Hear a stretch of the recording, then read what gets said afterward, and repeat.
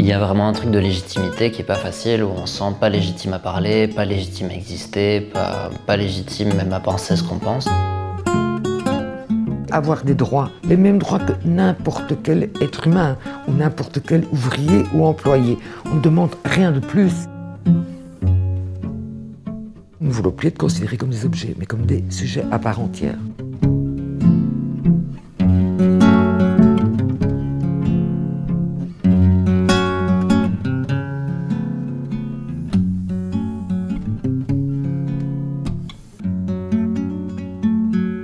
Voilà, donc je m'appelle Marie, j'ai 64 ans, j'ai été 30 ans en contact avec ce milieu, donc je connais bien les différences et je connais bien les personnes qui y travaillent.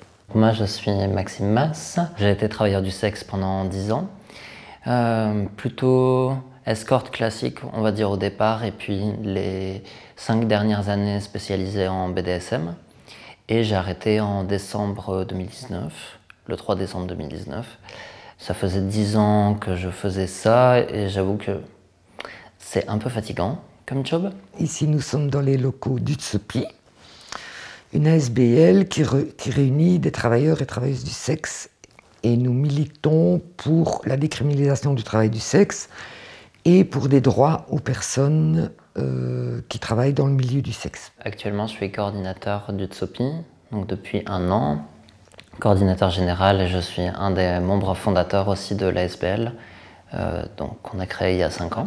Les personnes qui vont devoir à Utsopi, en théorie, se charger du 17 décembre, normalement c'est Thor et moi. Donc Utsopi, c'est l'union des travailleuses et travailleurs du sexe organisée pour l'indépendance. Indépendance de nos vies, de nos choix, de nos corps, de nos propres décisions, voilà, d'être indépendant comme n'importe quel être humain finalement. L'idée au départ, c'était une idée assez simple qui était juste de se regrouper entre travailleuses et travailleurs du sexe et pouvoir avoir des moments informels où on puisse discuter entre nous, échanger, manger un bout, boire des verres, enfin voilà. Et où on pourrait discuter avec des personnes comme nous, je veux dire entre guillemets, qui en tout cas connaissent à peu près les mêmes réalités. Alors après c'est différent pour chacune, chacun, mais voilà, en tout cas, il y a une espèce de facilité à parler entre travailleuses et travailleurs du sexe plutôt que de parler avec d'autres personnes, que ce soit du travail, des clients. Ça peut être aussi, et c'est très souvent sur la gestion de la vie amoureuse et sexuelle en dehors du travail. C'est un point qui revient souvent, c'est vraiment un des trucs les plus durs à gérer. La vie sociale aussi, la double vie, si nos proches le savent ou pas qu'on est TDS, enfin voilà, c'était... Du coup, on voulait vraiment un peu se créer des espaces pour nous.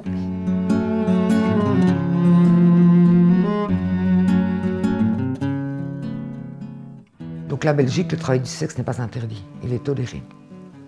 Mais il n'y a pas de loi qui protège les travailleurs du sexe. Il y a des lois qui protègent la traite des êtres humains, la débauche de mineurs, tout ça. Et c'est des lois qui sont très bonnes. Ici en Belgique, nous avons les meilleures lois. Seulement, elles ne sont pas appliquées.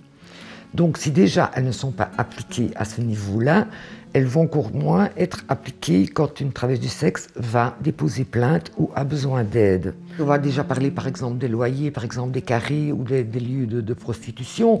Voilà, le propriétaire fait un bail, souvent, il appelle ça un logement privé. Mais surtout, il met sur le bail une certaine somme, on va dire par exemple 1 000 €, mais voilà, il y a 1 500 € qui prend en noir. Donc la femme, elle ne sait pas se retourner dessus. Donc tout le monde profite en fait du fait qu'il n'y a pas de loi.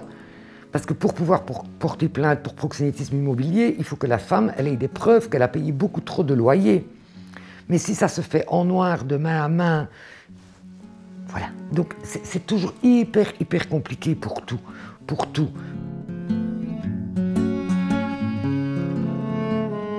Les travailleuses du sexe, en général, elles n'ont pas de mutuelle. Ou alors, elles ont une mutuelle, mais elles doivent à un moment donné trouver une excuse pour pouvoir se déclarer. Je me souviens qu'à un moment donné, on avait dit « vous n'avez qu'à vous déclarer comme ouvrière agricole ». Donc les travailleuses du sexe qui se déclarent toujours sous un faux métier. Soit elles font dans les bijoux, soit elles font dans les faux ongles. Donc il n'y a rien qui est jamais clair ni net. Donc tout est toujours faussé. Tout est toujours faussé. Et alors, à cause de ça, il y a plein de choses que les travailleuses du sexe ne peuvent pas avoir.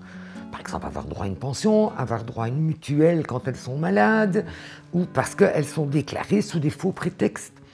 Voilà, quand il y a eu le Covid, par exemple, là, quand le quartier Nord a fermé, eh ben voilà, elles n'ont pas eu le droit. Elles n'ont pas eu droit au droit passerelle. Aujourd'hui, on est le 19 décembre et en fait, on fait à retardement du coup le rassemblement donc, du 17 décembre qui est la journée internationale pour l'élimination des violences faites aux travailleurs et aux travailleuses du sexe. Il s'agit de revisibiliser au niveau mondial et international la lutte pour les droits des putes et la décriminalisation du travail du sexe et aussi revisibiliser tous les autres enjeux qui sont intrinsèquement liés à la lutte des putes, quoi. Donc pour moi, ça va aussi vers... Faut que tu y ailles. Ah oui. Ouais, vas-y, alors filme là, allez. Je te filme, ouais.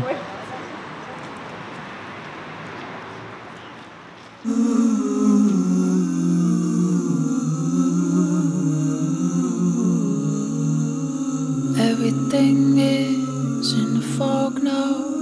Every piece of melting day.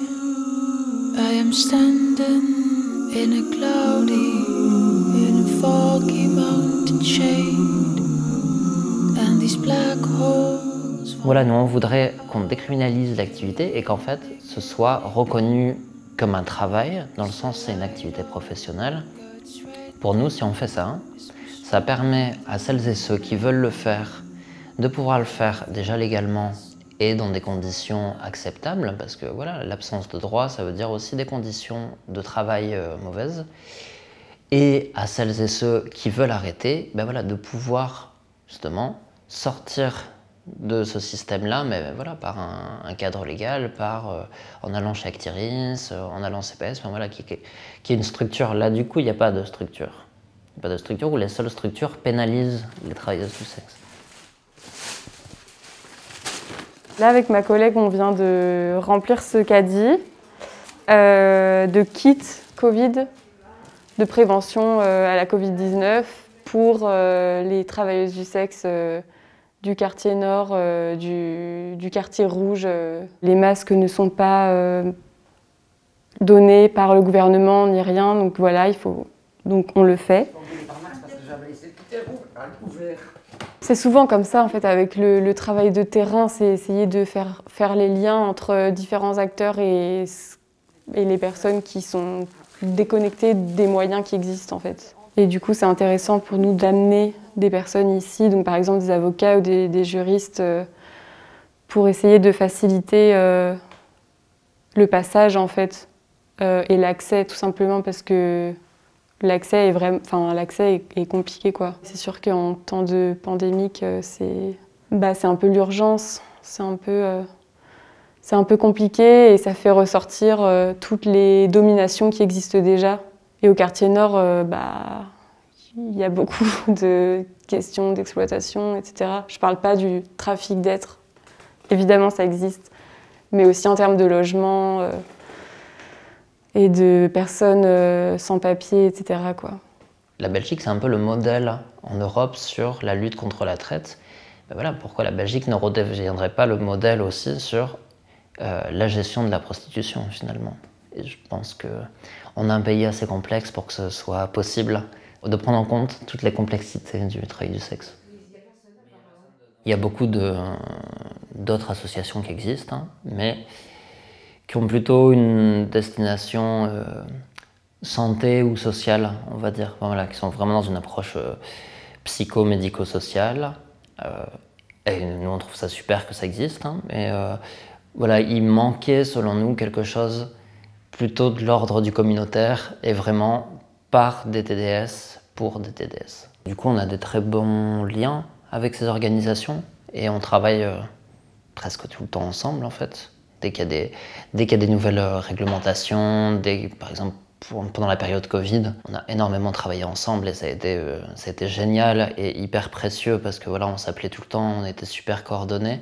Il y en a quelques-unes qui militent ou qui en tout cas vont faire part des réalités qu'elles voient sur le terrain et ça c'est en plus très précieux et essentiel à mon sens.